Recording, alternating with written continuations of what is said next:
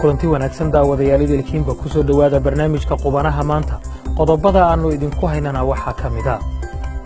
Soomaaliya iyo dalalka ciidamada AMISOM ay ka socdaan oo ka digay in la dhimo ciidanka AMISOM ee Soomaaliya ku sugan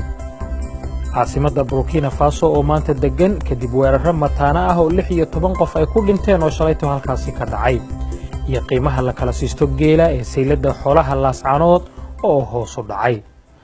aan ku bilownay hogaamiyayaasha Soomaaliya iyo dalalka shanta ah ee ciidamadu ay ka joogaan dalka Soomaaliya ayaa ka digay in la dhimo ciidamada AMISOM ee wadanka Soomaaliya ku sugan warbixintan waxa inoo haya Nuur Bukhari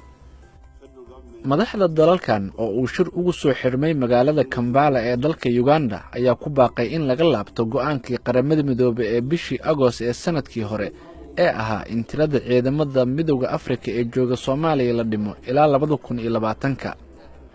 madaxda ayaa sheegay in waqtiga loo qabtay in tirada ciidanka la dhimo aanay suurtagal ahayn isla markaana ay khatar abuurayso sida uu sheegay Muuse Faqi Maxamed oo ah madaxa guddiga midowga Afrika. A premature withdrawal is likely to undermine the gains. bixitaan waqti hore ah waxaa dhici karta in uu wiiqo guulihii lagu soo daalay ee la gaaray 10 sano ee la soo dhaafay.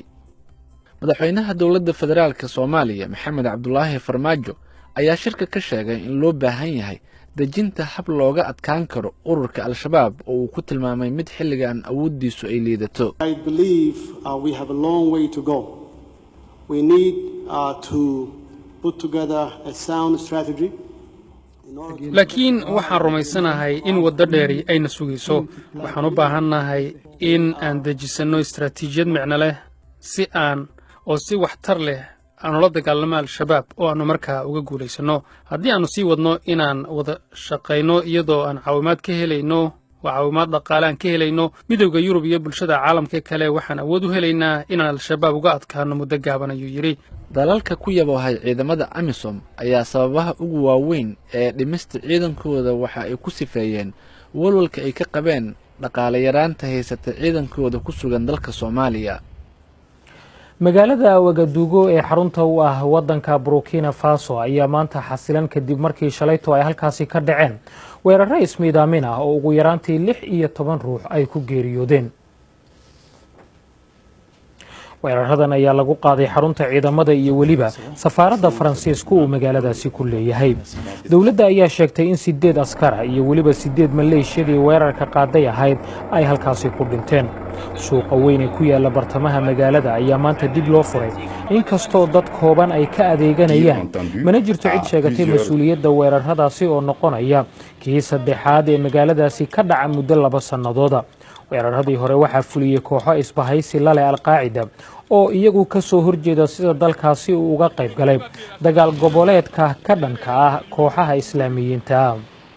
magaalada Laascaanoodna waxaa hoos u dhac weyn laga dareemayaa qiimaha geela la kala siisto sida uu ku soo warramayo Cabdikariin Olol.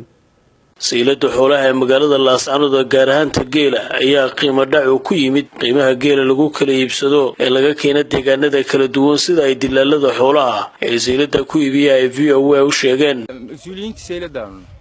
odayaashii saylada mas'uulka ka ahaa yeel qiimihiisu ma wax dhulku yaala neefkii 15 milyan laga siisan jiray waxa hadda aan ku buryootay ilaa 12 meelaha qaar ka mid ah xoolo dhaqatada iyagu geela keenaya saylada magaalada Laascaanood ayaa sheegay in muddo oo ku qaato sida ay u iibin lahaayeen qaarkoodna waxay sheegeen neefka geela ay keenaan inayba u qaataan masaariif taasina ay dhaliso in geel kale ay keenaan waa laga gatay laakiin qiimadda ma jira lacagtana waxa la sugayaa intii la doono qofkii xoolaha u soo kaxaystay inuu neefkiisii ku muraadsado waxa laga yaabaa inay kuwa kale ka sii jirto inuu gato oo muddo dheer uu lacagtaas sugo dilaalkii lacagtiisa qaaday uu dheerkii hashii qalay halka uu ka jiiqlayo waxayna VOA u xaqiijiyeen dadka deegaanka in xoolaha marka ay keenaan dararka ay ka cabayaan inay horey u heli jireen shirkado ka iibsada haatana aysan jirin. Cabdikariin Olol oo VOA magaalada Laascaanood. magaalada Kuala Lumpur ee xarunta dalka Malaysia ee helada dadkii saaraa diyaaradii lagu waayay koonfurta badweynta Hindiya ayaa maanta halkaasi waxa ay ku qabteen munaasabad ay ku xusuusanayaan dadkoodii diyaaraddaasi saaraa. xuskan ayaa imanaya iyadoo ay socdaan dadaallo cusub oo diyaaraddaasi lagu baadigoobayo.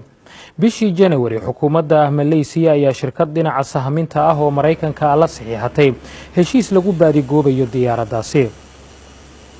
Malaysia Airlines MH370 ayaa la waayay 8 bishii Maarso sanadkii 2014 iyadoo ku guda jirta duulimaad Kuala Lumpur ilaa Beijing waxaana saaraa 239 ruux oo isugu jira rakaab iyo shaqaalihii diyaaradda. haatana waa xubintii maxaa maskaxdaada ka guuxaya iyo qaar ka tirsan dadka muuqaaladooda noo soo diray. magacaygu waa Sayid Cali Ciidruus Maxamed waxaan joogaa Muqdisho waxaan salaamahay fiidiyooda gaar ahaan gadaadiyaha barnaamijka Jacfar Kuukay waxaa maskaxdayda ka guuxaya waqtigii dhalinyarada Soomaaliyeed laga faa'iideysan lahaa xoogooda maskaxdooda in ay wadamo shisheeye qoranayaan oo ciidan ka dhiganayaan oo wadamo shisheeye difaacayaan macquul maaha taas ayaa maskaxdayda guuxaysa. magacaygu waa Suleymaan Cabdiraxmaan Aadan Angola jooga Australia Melbourne waxa madaxay ka guuxaya wuxuu yahay inaan one day arko Soomaaliya oo baabuurta wadataanka loo bedelo from left hand side to right hand side oo dib badan ka jidha oo baabuurta Soomaaliya joogto dhan ay maanta yihiin inta u badan right hand side oo iyada kaliya la sameyn karo one day in la yiraahdo dhinaca kale la iska baaso marka arintaas baa madaxayga aad uga guuxayso mar walba ku fikiraa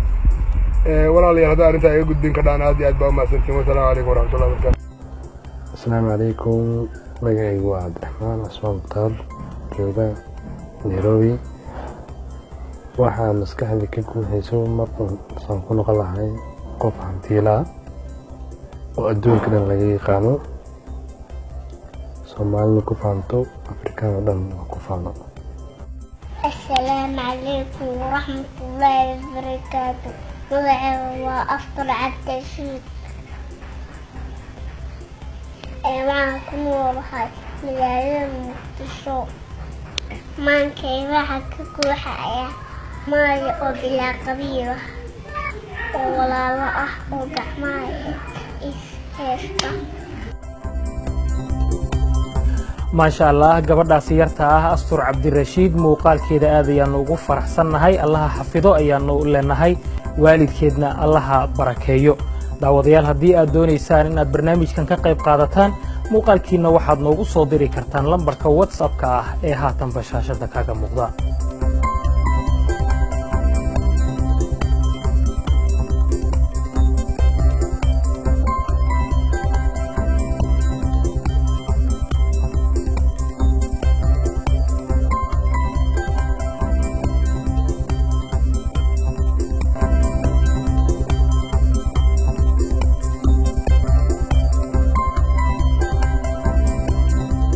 barnaamijkii qubanaha maanta intaa ayaanu ku joojinaynaa intaynu berrito dib u kulmayno haddii uu eebbe idmo waxaan idinku dhaafayaa nabadgelyo.